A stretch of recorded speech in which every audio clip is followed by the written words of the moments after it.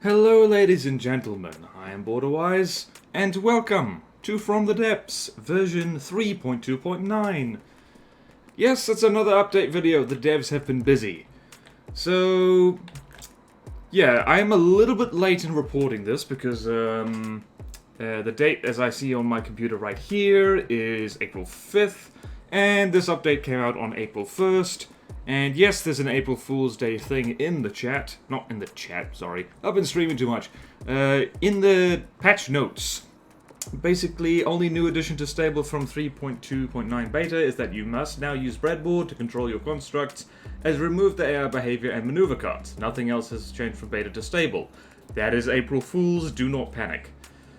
So we're just gonna walk through the actual changes that have been made, and I should just give a shout out to the From the Depths official YouTube channel. Yes, they have one. And where one of the more major new tools, that is to say the damage logging system, they go over that in some detail and they just kind of explain it a little bit. So that's good. Go watch that if you haven't already. But we're just going to roll through the patch notes in order. And the first one is AI. A troubleshooter has been added for the AI that will provide feedback if your AI does not match the capabilities of your vehicle. So if you hop into the AI, you'll notice this. Hang on, let me move my microphone so I can read. You'll see there's a bunch of new stuff down here. This is just, it's basically the troubleshooter. So if we say load in another vehicle, let's just go. You know what, I'm just gonna pull you out of play and I'm gonna pull in the canoe I made for giggles just the other day. That's the wrong folder. We've already gone way off script, but that's okay. So this thing, it's got a sweet paint job and everything. So we go here, and here's the troubleshooting section. So you can select this, you can select this, and it will also tell you about any issues it detects, which is quite handy. And other things they've changed is the Naval and Land AI now properly uses the yaw controller during reversing. Naval and Land AI now uses forward and backward controller during idling to bring speed to 0 meters per second. Point-up behavior will make reverse paths on sea and land cheap if reversing enabled. If we are too close to our target and pointing at them, I don't know what that means. This is rocking considerably. Let's do this instead. The path view for AI has been upgraded to show how the waypoints are adjusted by the various stages of the AI. The markers, if you mouse over them, will show tooltips. So, and fly with fleet. So, to sea surface, pathfinding and alt adjustment. Yep, okay, so that's quite handy. That is a handy dandy feature, and I like it. Okay, so while we're just watching this canoe head forth on its destiny. It's propelled by daddy blades, by the way. Internal daddy blades. Daddy blades. Let's do that. Okay. Where were we? Blocks. Spin blocks now have an option to reverse the angle controller value when moving backwards. Useful for large rudders on spin blocks. Also useful for azipods, so remember that one. Damage. Added damage login system. Enable from Vehicle V menu. It shows kinetic, HE, heat, HESH, and fragment damage markers and explanations for each damage/projectile that hits the vehicle. Useful for debugging. So, with that, we're going to, we're going to pull you out of play, put you into play, and here is our Armour test fortress. And this is why I pulled in this fella first. So, you get to the damage debugging, and this is explained in much greater detail in the dev's own video they made, so I'm not going to linger on this too much. Go watch that.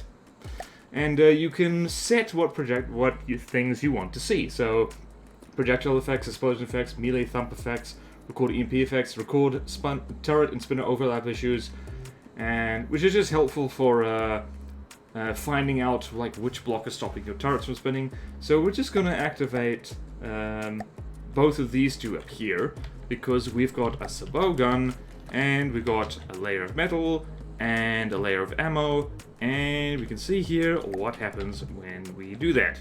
Bang! So, that green line you see there, that is the path the projectile took, and it whistled straight through that layer of armor, and just blew up the ammo barrels, and so you'll see these black markers are all damaged. So if we switch to our handy dandy armor tool, which you get via the Z menu, you'll see that these blocks have been damaged, these blocks have been damaged, these blocks have been destroyed. So just generally handy. Handy tool, handy dandy. And you can reset all the markers just by going clear all. And now you can do kind of fun stuff.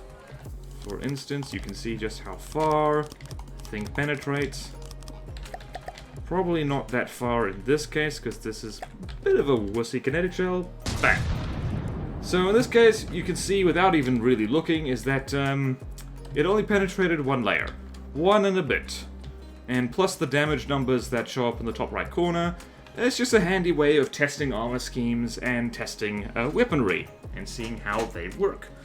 And so see here, projectile effects, explosion effects, and if we swap this out for a heat shell, oh yeah, the APS UI has been upgraded. We're skipping ahead a bit, but yeah, that's how it happened. So let's do this now, repair all, and reset this. And you can see, hopefully, bang! I did not reset this. I'm a dummy. Why did I not do that? And now I need to reset this again. This is going to be a long video because I keep forgetting things. So we can see that that heat stream didn't actually penetrate all the way because it's got lousy penetration metric. So this is especially for heat shells because otherwise there's no way of really seeing it. It's just handy to see how far they can penetrate. Super cool feature. Go watch the devs videos or else. Okay, moving right along. Let's go look at our canoe again. Here's our canoe. Let's go look at it. Just because it's a painted thing. Alrighty, so missiles. New default guidance added to optionally replace sea skimming mode. It flies in the direction it is currently facing. Added new default guidance to optionally replace sea skimming mode. It flies in the direction it was launched. And added small and large reverse launches. So, let's see that. So if we have our missile controller right here, and we have our launch pad right here, and we have two gantries. You'll see here a default guidance is sea skimming, so basically it just flies just above the water, and then you have your guidance straight, so it just moves in the direction we were fired in, and default guidance straight is always move in the direction we're currently moving in. So I can see this being quite handy for airdrop torpedoes, because otherwise the damn thing will just, you know, default to gliding above the water surface rather than going into it. So that's a handy dandy thing. And new blocks over here. Let's go. Boom, boom, boom. What was it? What was the thing? Small and large reverse launchers. So small launcher reversed. And it goes here. So yep, they're being fired backwards. And over here, large goes over here. Large launcher reversed. And we need gantries. And yep, you can see right there. You can stick an active radar seeker on there. And stick one more thing there. And stick actually get it looking something like a missile. There you go. No, not yet. There we go. So, see, the missile's facing backwards, so that is super, super handy. And it'll make using small and large missiles a little bit better. A little bit of quality of life for you fine people. Right, and wheels. Added a reset to default button for wheel configuration tab. Alright, let's see that. I can put wheels on a canoe, just watch me. Forgot how many freaking wheels were on here. Okay, so where is that wheel configuration? Yep, reset to default. So you can mess with this and whoop, reset to default just in case you don't like what you've done. Excellent. Now, changes. There's a fair list of changes. AI, airplane movement idle distance is now unified with the wander distance mechanic, creating a circular wander for the outer combat vehicle. So there's going a circle, that's nice. All AI interfaces have been tidied up and now feature a full description of what the behavior movement does. So, for instance, if we do this, we can now, well, there's the troubleshooter, just the AI UI has been better, and it also will tell you if it's the wrong AI for it. So, Alright, so attack run 1.0 with flyover, that's the airplane UI, and then attack run 2.0 with U-turn, that's the kind of bombing AI. Broadside 1, that's regular broadside. Broadside 2.0 is referred to as naval broadside. Tank and naval broadside has been consolidated into one feature, by the way. So you go here, it's just the same as it always was, just the name's different. Add circle at a distance, hover above and below, point at ram. So ram is just, yep, that's the same one it always was. And resource gathering, and it's telling us there's a weakness here because the gathering unit should be able to sit still without crashing, and we're bobbing around a lot. And as you'll also notice, big scary red text, it's saying wrong AI for vehicle. And the flyover step expects us to be flying. Hover above, yep, you need to be airborne and point at. Weakness turn on the spot required to point out while maintaining distance. Our nose will drift because this canoe only has rudders, it doesn't have a powered steering. And wrong AI for vehicle, stationary without crashing. So yeah, again, bobbing up and down too much. So yeah, we're just gonna go with the simple broadside and do that, and we're away we go. And I believe that's the major thing. Adjustments hasn't really been adjusted, but yeah, okay, nope, here we go. So airplane 1. What? Altitude control is a useful feature of this. Okay, so this is also a little bit different. Again, ship with tank is here, hover movement, and it's telling us why. It's very handy that it's just telling us why we can't use certain things. So we're just going to go back with ship with tank. Nice and simple. Additional. And there's additional stuff over there. So yeah, AI UI has been prettied up and tidied up, and that's very nice. Air ducts. Previous change reverted. All single air duct blocks have now had their HP value halved. 3x3 and larger lose quarter HP in weight. This puts them in their intended role. So they've been mucking around with the statistics of air ducts back and forth. So just to try and get them nice and balanced because they were ludicrously imbalanced before. Probably more on that later. Applique. Applique panels. Our favorite thing to talk about. These things. Okay. Applique armor can now create air gaps when hit centrally. The path of the projectile through the mesh is modeled. This means heat fragments and hash spalling will be released from it. So this is important. These things don't stop heat and hash anymore. They're like, fragments can be created from them. Applique armor does not get directly damaged by heat jet penetration.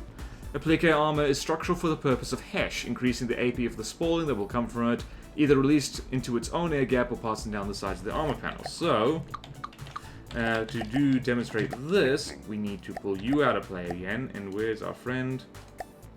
Over there. We'll do this. And we need to turn this into a... Yeah, well, you're already a thing, so... Yeah. So, and also, we can probably use this, and... we can also use... Yep, we can use that. Test it, and let's see what happens. Yep, so it doesn't stop it anymore. Heat effects do trigger. So same over here, same with the squash head. Over here. Remember to clear this. Busy, busy, busy, busy, busy. Clear all. And squash head. Bang. Yep, so same story again. Spalling can trigger from Applique, so they're not just an all-round useful space filler anymore, because especially since Applique has such a high armor value, if a hash shell hits it and triggers spalling from it, they do a lot of damage. So probably best not to use Applique in the wrong spot when hash is being fired at you. Okay, APS. So, well, firstly, the APS ammo customization UI has been updated to the new format. All fragmentation warheads are now forced to share cone angle and offset values, as these were always averaged across the warheads anyway. This is a big deal because it basically means that if you, for instance, have just a butt ton of fragment warheads, so I'm just going to go here, just for instance, a lot of that. That's not what I actually wanted to do. Frag. Boom, boom, boom, boom, boom. Right-click thing is fantastic.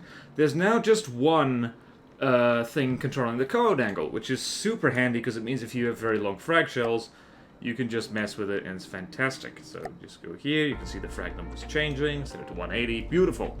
Shells without a penetration depth fuse and using heavy AP or sabot head will not explode on contact. They only trigger when they run out of kinetic damage, which means for certain lighter shell types, so if you, for instance, just have, say, armor piercing head, solid body, HE, and then the rest is just gunpowder, that's still a somewhat effective penetration depth shell, just without the fuse. So, like, that shell is now more viable now, whereas previously it would just explode on impact, and that's no good, and would waste all the kinetic damage. And there is now a drop-down in the ammo customization UI to select the gauge of your weapons and gauges that will fill the various clip sizes. So, let's see, where is that? Gauge preset drop-down. Sweet! Oh, that's so nice. Oh, I didn't play with this before. Oh, hell yeah, man. Hell, baby. Beautiful. I love it. I love it. So it just tells you the shell end. Oh, that makes things so nice. Oh, that's nice. That's nice. Nice! Means you don't have to do endless amounts of testing in order to find that out. Okay, moving on. Blocks, which we can probably... Where's me canoe? You. I want you, babe. Get over here. And you, get over here. We can do over this. We can dance if we want to. We can leave your friends behind. What was I talking about? Okay.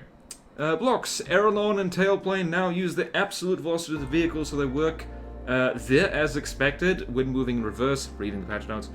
So yeah, aileron and tailplane, they now work when reversing. Lovely. Hydrofoil by default will now work in reverse the same as it works in forward. Again, lovely.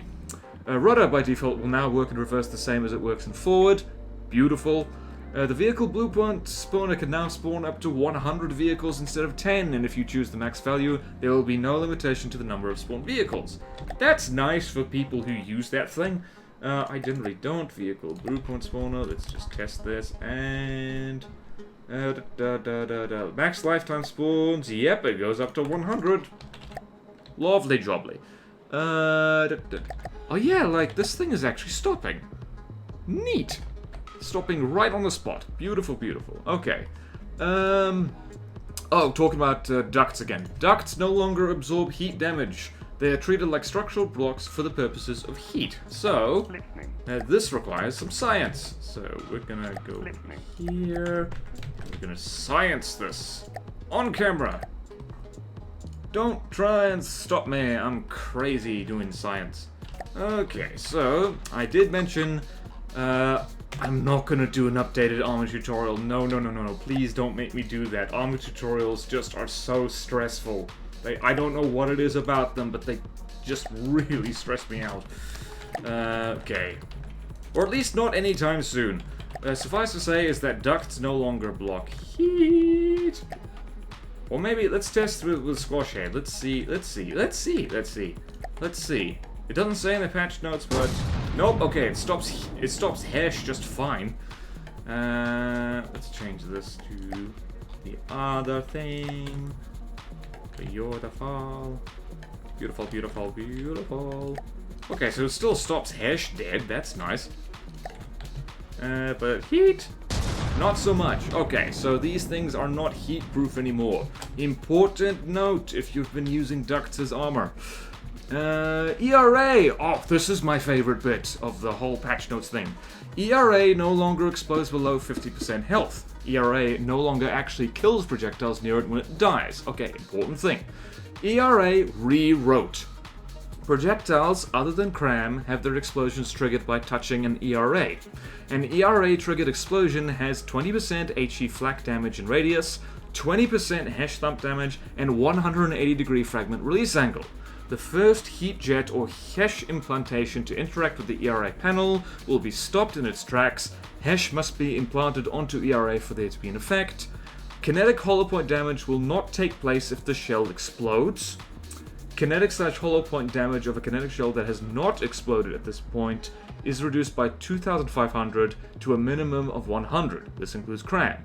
EMP and smoke effects happen as usual. So, major game changer, and last stream I was just, you know, ranting in delight at this. ERA is actually useful now. ERA has long been viewed, as far as I can tell, by the whole From the Depths community, or by most of them anyway, as completely useless. There's basically no point to using it apart from decoration. Now, it's the real deal. It is super useful, and we're going to demonstrate that right now. So, we're going to demonstrate that with a big fat HE shell. Where's it? HE head, right there. HE head right there, and so I will invite you to pay attention to the damage numbers up top. So, we are firing at wooden beams, and kablooey! So, 2.52 explosive damage. That's a lot of explosive damage. We can probably turn this off, actually, because it's pretty straightforward what's happening. But now, we're going to stick an ERA block there. Just because. And now, pay attention to the damage numbers once again. So what was it? It was 2.5k. 34! Ayo! That single little ERA block that only cost 5 materials, whereas the shell, I believe... The shell costs 9. Oh, material efficiency. Yeah, so ERA is very useful now, and to give you a more idea of that, let's go over here. So there and there, 1, 2, 3, 4, 5, and 1, 2, 3, 4. There we go. And we're going to swap this out for a frag head, which we're going to set to 1 degree, even though that's not a very sensible thing. 15,750, enough to punch through wood. So, again, pay attention to how the fragments work. So, meow, straight through, 1 degree, 1 degree. 1 degree frags, they do that. They're not actually that good, but yeah. Now, see what happens here. See what happens. Witness with your eyeballs. Makes a huge difference. It means that ERA is now effective against penetrator frag. So, does it say whether it, Okay, that doesn't work with cram cannons. That's what I'm getting from these patch notes. But missiles and APS, that works with them. That's a huge difference. In fact, let's just test that again. Let's just test that again. But this time, we're gonna have this guy on. So get rid of you. And it's going to show the path of the projectiles. Bang! Straight white line. And we're gonna plonk our ERA right here. And once again, fire the guns. And you'll see that now the fragments are scattered all over the place, and they don't penetrate. Huge advantage. Huge! Okay. Also, I really should show off this amazing thing that ERA does, and that is that it really shuts down a giant railgun hollow point. Like, it is an absolute blessing to have it like this. So here we have a giant friggin' railgun firing 8-meter long shells, mostly gunpowder casings. And so if we have just a huge lump of... So what do we have here? Let's do melee thump effect, projectile effects. Over here, and we fire this. Alright, I should show you the shell. It's a monster shell. 22,000 thump damage, thump armor pierce of 55. This is about as big and nasty as railgun shells, or at least hollow point railgun shells can get. Well, very close, and kablooey. So, yep, tears a massive chunk out of the metal, and that's very painful, and hurts your feelings, and also your body. And now, see what happens when we stick a single lump of ERA there. Last time I checked, this worked. So, remembering what the thing says, Kinetic hollow point damage will not take place if the shell explodes. So, and these things are destroyed on impact, so we go here, and look what happens. That single measly little block of ERA just saved, like, dozens of materials worth of metal beams. So useful. You are gonna see so much ERA in tournaments now, because it's genuinely useful now. It's great!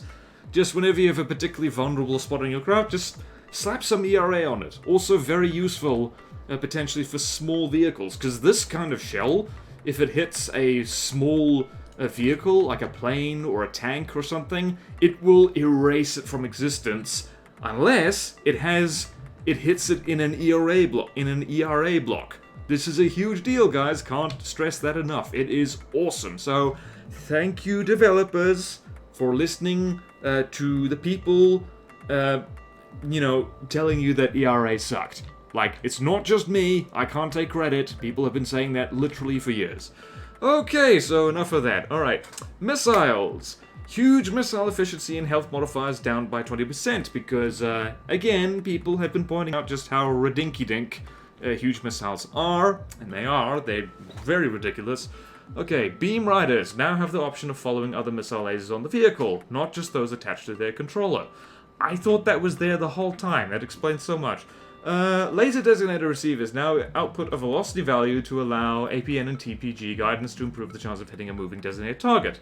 If you don't want this function, just remove the APN and TPG from the missile. So, from that, I'm guessing that APN and TPG did not work with laser designators before. I kind of knew that, but I wasn't sure.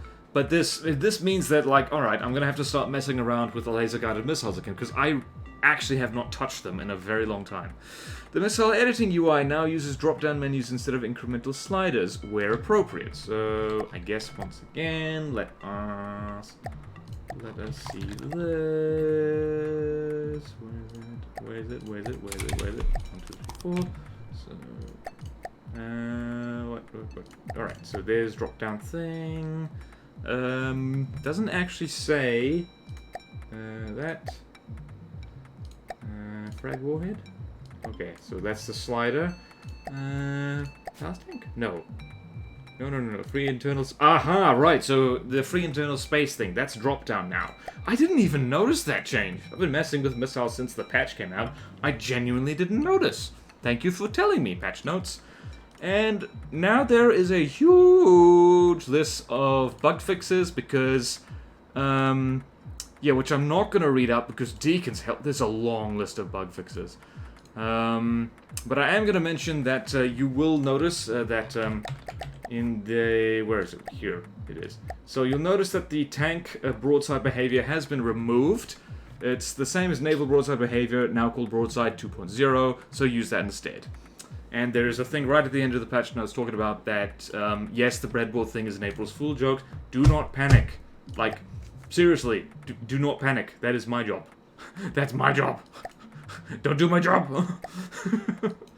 Sorry, I'm a little bit giddy from coffee and ERA being good. So, I guess it wouldn't be a video. Whoopsie daisy.